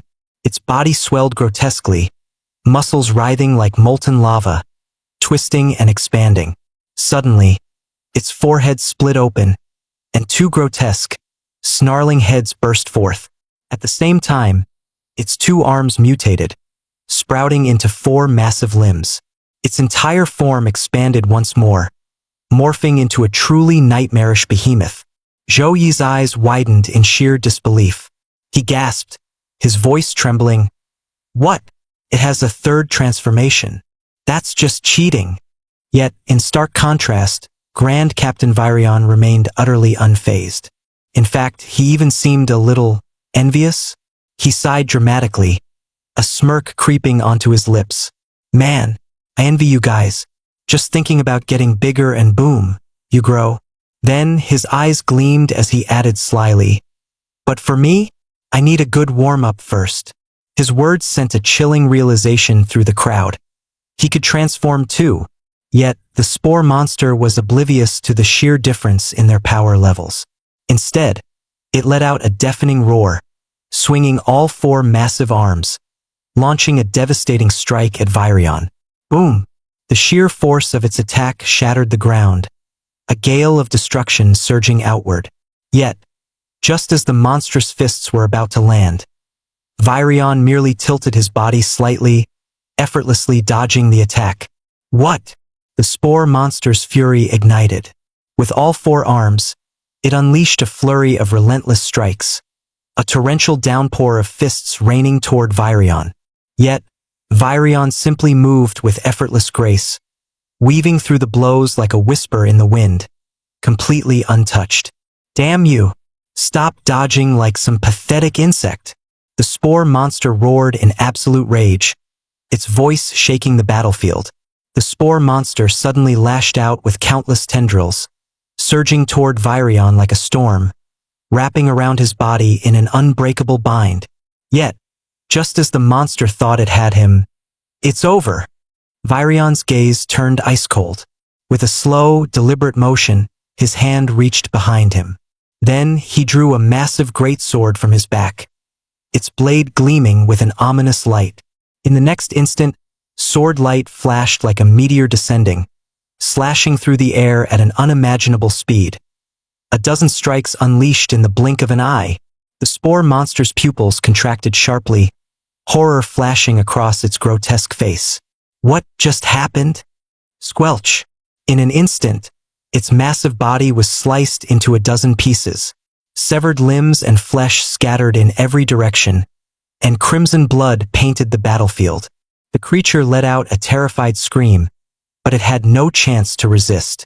Virion merely raised a hand, aimed at its dismembered head, and flicked his finger. Boom! The spore monster's body was completely annihilated, erased from existence without even a trace of ash remaining. However, the true battle was only just beginning. With its physical form destroyed, its true core, the spore core, was finally exposed. Found you! Virion's eyes sharpened. In the blink of an eye, he vanished, reappearing before the spore core like a sudden gust of wind, without hesitation. He reached out and seized the tiny, pulsating spore in his grasp. You? Trying to resist. The spore monster struggled desperately, but it had nowhere left to run. With a flick of his wrist, Virion tossed it straight into a specially crafted sealing device. With a crisp snap, the lid clicked shut, completely imprisoning the creature. The battle had ended, but what followed was utterly unexpected. Virion grabbed the spore monster's core, his eyes gleaming with childlike excitement. Lifting it high, he exclaimed, "The first ever talking monster in history. Captured by me. Do I get the right to name it now?" Haley's expression darkened instantly, and she snapped, "Quit playing around. How about you figure out how to explain this to the council? You just blew up the brand new research facility." Philo sighed and added, "Idiot boss." Meanwhile, Zhou was still in a state of shock, unable to shake off the impact of what he had just witnessed. So this is the power of a captain? This is beyond insane. The god of cockroaches, who had been watching from within his mind, let out a tired sigh and muttered, "You see the gap now, right? Good. You can pass out now." Before Zhou could react, his vision blurred, and he blacked out completely. He had no idea how much time had passed before he slowly regained consciousness. Warm water enveloped his body, his mind still groggy. A bathtub. He instinctively glanced down, only to realize he was submerged in steaming water, and he was completely naked. Wait, what the hell is going on? Just as his mind struggled to process the situation, he suddenly became aware of something else. He wasn't alone in the bathroom.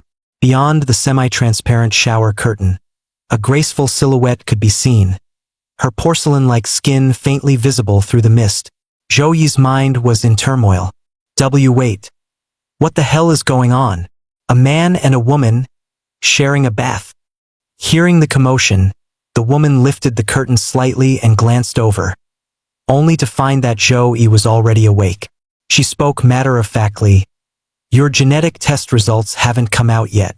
Technically, you should still be in confinement for another night. But with the prison in ruins, I had no choice but to bring you back here for supervision. Joey flushed slightly and mumbled, I get that, but do we really have to be this, exposed? And soaking wet together. The woman crossed her arms, completely unfazed. Oh, quit being shy. There's only hot water available at this hour. So what? We bathe separately and freeze our asses off. Then, as if it were nothing, she added, by the way, name's Irene, Vice Captain of Extermination Squad, Unit 1. Joey blinked, then hesitantly stammered, I think my name is Joey. Probably. But before he could process the situation further, Irene casually stepped into the bathtub with him. His face instantly turned a deeper shade of red. She glanced at him and said nonchalantly, all right, enough stalling. Turn around and lean forward. I need to check your wounds. Despite his overwhelming confusion, Joey hesitated for only a moment before obediently following her instructions, slowly turning over and resting against the edge of the tub. The next moment, Irene's fingertips lightly brushed against Joey's back. A cool, delicate touch glided over his skin, sending an involuntary shiver through his body. His face instantly flushed red. To this, her guard is way too low. If this keeps up, I'm gonna... Yet, Irene seemed completely unaware of his internal crisis. Instead, she gasped in surprise. Whoa, your recovery speed is insane. Your wounds are fully healed. No scars at all. She curiously ran her fingers over his skin a few more times, clicking her tongue in amusement. Kid, your ability is pretty interesting. Then, without warning, she abruptly stood up. Before Joey could react, a sudden alert rang out in his mind. Warning. Heart rate accelerating, current BPM, 120. Rapid increase in testosterone detected. Blood flow concentrating. Would you like to enter reproduction mode? Joey's pupils shrank in horror, and he roared in his mind. No, shut it down right now. System paused. Phew. He barely had time to catch his breath before Irene furrowed her brows, glancing down at her own chest. With an annoyed sigh, she muttered, Ugh, that damn monster. Even after the captain treated me, it still left a mark. Here, see for yourself. Before Joey could protest, she suddenly leaned in, pressing her injury dangerously close to his face. His brain short-circuited. Too close. This is practically a face-to-face inspection. A faint fragrance of soap and warm bathwater lingered in the air. Joey felt his entire body stiffen as his blood surged uncontrollably. His face burned like fire. Warning. Hormonal fluctuation detected. Reproduction mode activating in 3, 2. Stop! At the very last second, Joey sprang out of the bathtub like a fish, launching himself toward the door. He didn't even bother grabbing a towel as he stammered. I suddenly remembered something urgent. Why, you finish your bath. Bang! The bathroom door slammed shut behind him, leaving the room in utter silence. Irene stood frozen, staring at the door where Joey had just bolted, her face filled with confusion. What the hell is he running from? Outside the bathroom, Joey's heart was pounding out of his chest, gripping a white cloth over a certain rising problem. He gasped for air, his mind screaming. One more second in there, and I'd have died of sheer embarrassment. Internally, he furiously cursed, Damn system. What the hell were you trying to do? Just then, a news broadcast suddenly aired on the TV in the living room. Severe spatial fluctuations detected near Haicheng, a small human safe zone, located 50 kilometers away in a non-government controlled area, has been attacked by unknown creatures. Zhou Yi's expression stiffened, his heart sinking. That place? Isn't that where I used to live? The news continued. The attack was sudden. The extermination squad responded immediately upon receiving the distress signal. But no survivors were found in the small safe zone. Zhou Yi clenched his fists tightly, a suffocating weight pressing against his chest. He took a deep breath and let out a bitter chuckle. If I had still been there, I guess I'd be dead now too. The news anchor's voice carried a grave warning. A final reminder to all citizens.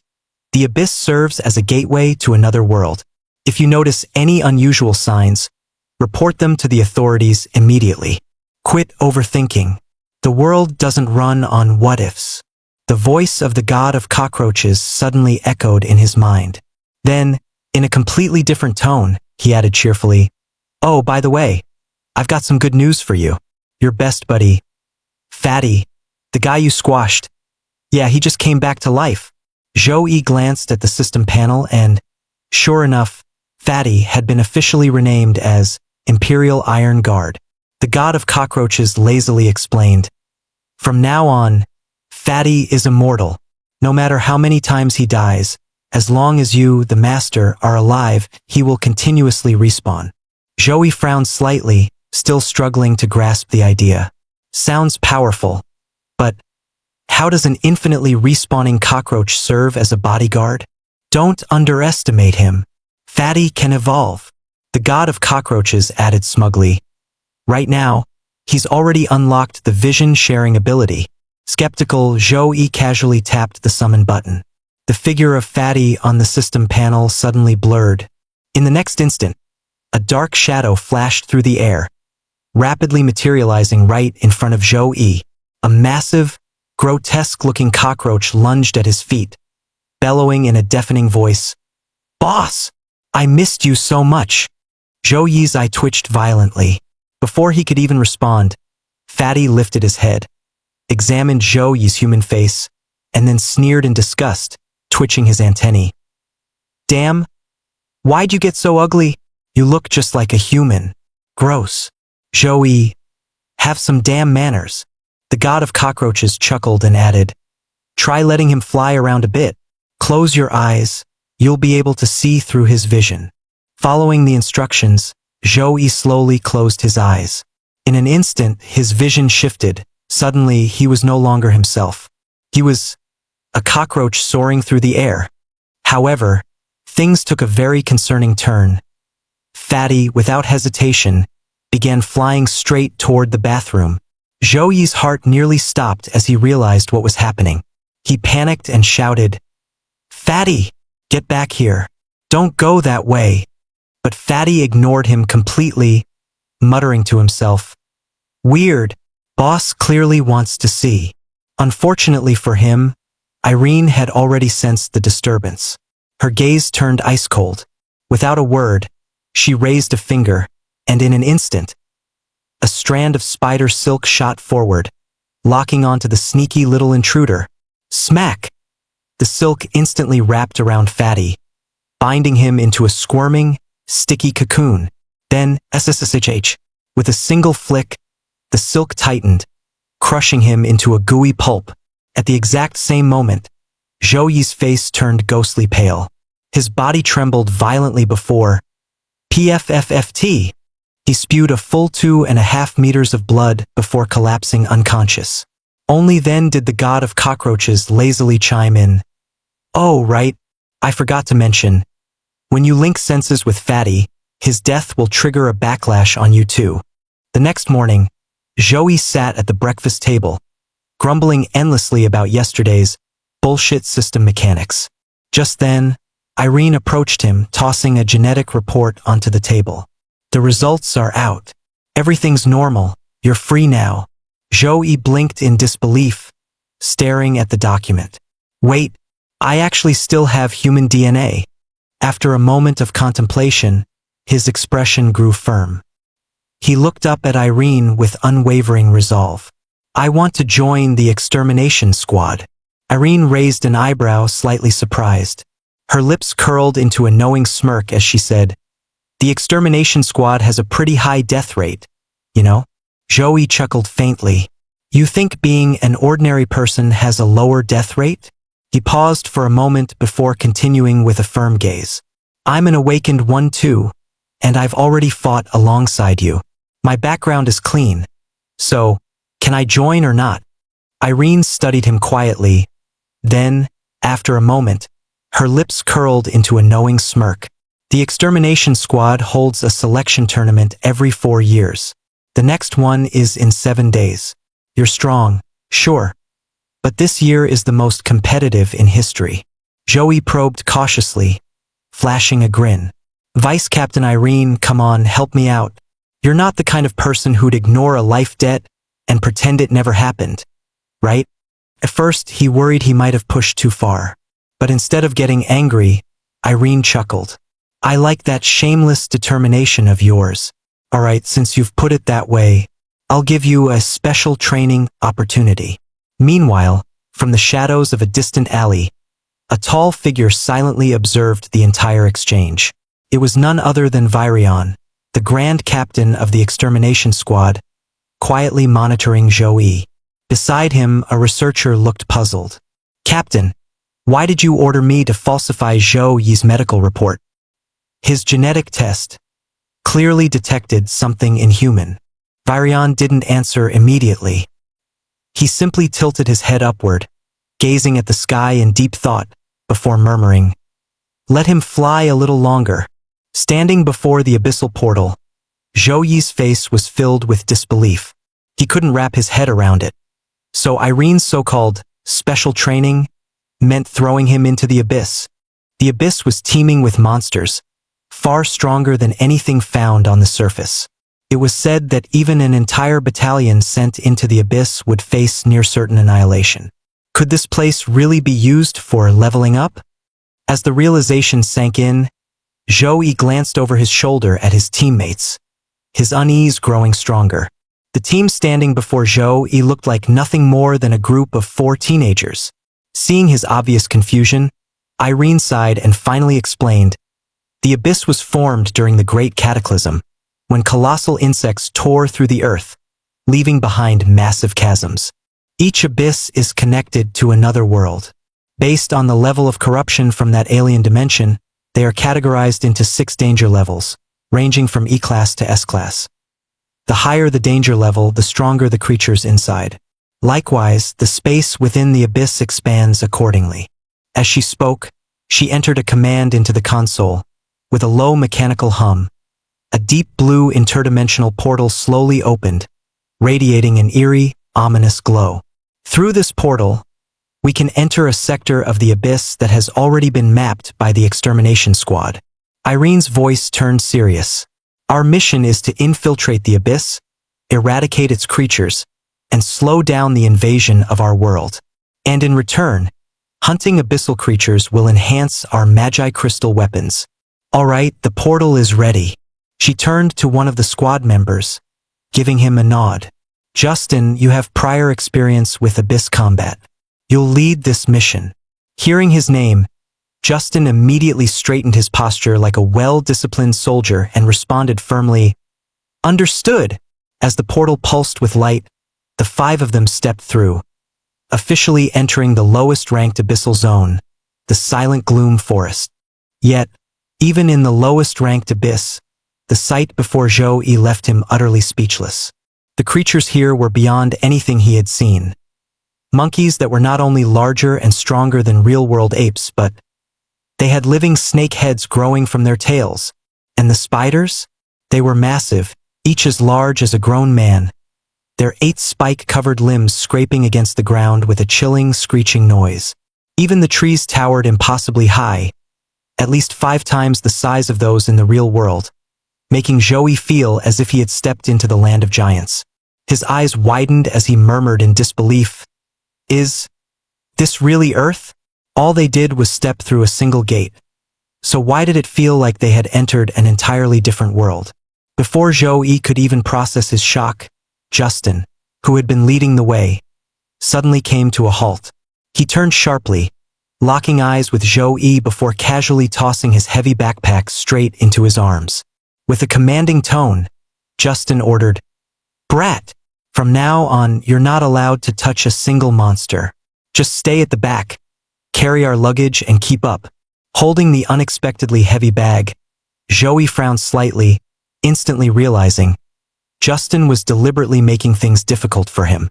Rumor had it that Justin had been harboring feelings for Irene for quite some time. And now, after hearing about Joey spending the night with her, the guy was obviously pissed. Assigning him the role of a glorified porter was most likely just a way to humiliate him, ensuring he contributed nothing to the mission. Justin smirked at Zhou Yi's silence, his voice dripping with provocation. What's wrong? Not happy with the arrangement. However, to everyone's surprise, Zhou Yi's reaction was completely unexpected. Rather than getting angry, he gave a big thumbs up and cheerfully declared, "Awesome! I promise I won't touch a single monster. I'll be the best porter you've ever had." Justin's smirk froze on his face. This guy actually agreed, just like that. To make it even more bizarre, Zhou Yi didn't just agree. He actually seemed excited, practically bouncing on his feet as if he had won the lottery. Justin's expression darkened immediately. He gritted his teeth. "Are you brain dead or something?" But Zhou Yi completely ignored Justin's taunts and instead turned to the rest of the team, waving enthusiastically. "Hey guys, hand over your bags. I'll carry everything." He even approached the only female team member, Lu Yao, with a grin. "Miss Lu, I can carry your luggage too if you'd like." Lu Yao remained as cold as ever, declining flatly. "No need. I'll handle it myself." And just like that, Zhou Yi ended up carrying 3 extra bags, his back completely loaded, making him look like a walking storage unit. But Zhou Yi didn't feel like he was losing out at all. In fact, he was enjoying the leisure. To him, staying out of battle meant staying out of danger. If he didn't have to risk his life, then there was nothing to complain about. However, that belief was soon shattered when he witnessed firsthand how Awakened fought inside the abyss. As the team ventured deeper, the fighters began their assault. With a single slash, a massive ape-like creature was instantly slain. Then, something shocking happened. Their weapons automatically absorbed some sort of energy from the monster's corpse. Zhou Yi's eyes widened in disbelief. Awakened weapons could actually absorb power from abyssal creatures, just like gaining experience points in a game. Every kill made their weapons stronger. The more monsters they slew, the faster they advanced. Yet, even among the most elite Awakened, endless monster hunting was a grueling, exhausting task. Take Justin, for example. After an hour of non-stop combat, slaying over 300 monsters, he finally leveled up. By then, he was drenched in sweat, his stamina nearly drained. But while everyone else was fighting desperately, Zhou Yi was doing something entirely different. He sat comfortably at the back, casually setting up a campfire, looking completely content as he roasted monster meat. Zhou Yi's ability, devour all things, was vastly different from the others. While they fought tooth and nail to grow stronger, he simply had to eat. It didn't matter whether he killed the creature himself or if someone else did. As long as he consumed the remains, he could gain its unique traits.